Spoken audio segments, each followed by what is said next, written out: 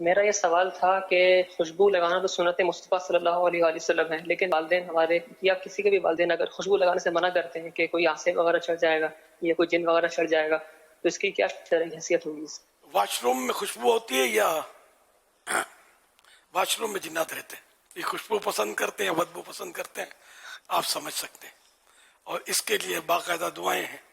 دعا ہے اللہم انی اعوذ بک من الخبث والخبائث، یا اللہ میں خبیث جنوں اور خبیث جنیوں سے تیری پناہ مانگتا ہوں. تو جب یہ پڑھ لیں گے دعا تو یہ جنات جو ہیں یہ نقصان نہیں پہنچا سکیں گے. اچھا، اب یہ دعا تو رہی تو آتی نہیں، اب کیا ہوگا؟ تو یاد کر لیں، گھبرائیں نہیں، بسم اللہ پڑھ لیں. بسم اللہ کر کے داخل ہو، الٹے پاؤں سے داخل ہونا ہوتا ہے، نکل سیدھا پاؤں باہر نکالنا ہوتا ہے.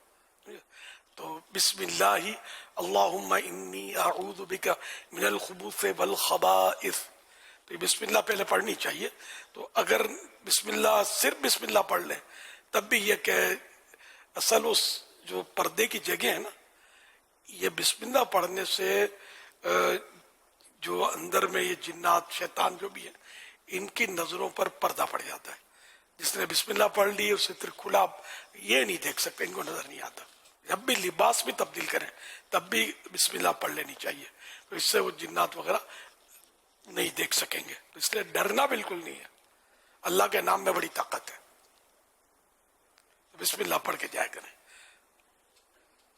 تو ابھی سمجھ پڑ گئی نا آپ کو کہ خوشبو کے بجائے بدبو زیادہ خطرناک ہے. تو یہ بالکل وہم ہے کہ خوشبو لگانا جنات چمٹتے ہیں.